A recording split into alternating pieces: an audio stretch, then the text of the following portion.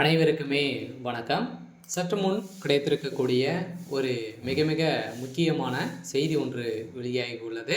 சற்று முன் திமுக அமைச்சர் வீட்டில் கட்டுக்கட்டாக சிக்கிய பணம், அதிரடி கைது, இது மாதிரி செய்திகள் வெளியாயிருக்கு.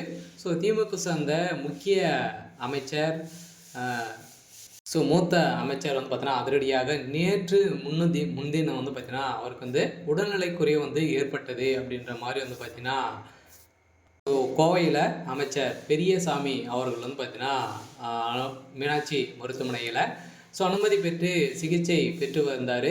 இப்போ வெளியேறக்கூடிய தகவலின் அடிப்படையில் அவருக்கு என்ன ஆயிடுச்சு அப்படின்னு பார்த்தீங்கன்னா திமுக சார்ந்த அமைச்சர்களுடைய வீட்டில் தொடர்ந்து ரைடுகள் நடக்குது.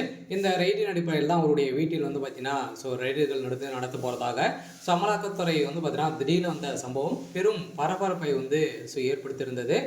இந்த நிலையில் தான் இப்போ அதிரடியாக திமுக அமைச்சர் தப்பிக்குவதற்காக தான் பார்த்தீங்கன்னா இப்போ மருத்துவமனையில் நடிச்சுட்டு இருக்காரு அப்படின்ற மாதிரி ஒரு தகவல் வெளியாக இருக்குது. இருந்தாலுமே அமலாக்கத்துறை கஸ்டடியில் இருந்தாலுமே இப்போ அவருடைய வீட்டில் ரகசிய அறையில் கட்டுக்கட்டாக பணங்கள் சிக்கியிருக்கு அப்படின்ற மாதிரி இப்போ பார்த்தீங்கன்னா ஒரு அமலாக்கத்துறை அதிகாரப்பூர்வமான ஒரு அறிவிப்பு ஒன்று வெளியிட்டிருக்காங்க.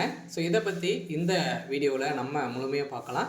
அதுக்கு முன்னாடி நம்ம சேனலுக்கு இப்போ தான் நீங்கள் முதல் முறையாக வந்திருக்கீங்க அப்படின்னா மறக்காமல் நம்மளுடைய சேனலை சப்ஸ்கிரைப் பண்ணி சப்போர்ட் பண்ணுங்கள். வாங்க வீடியோக்குள்ளே போகலாம்.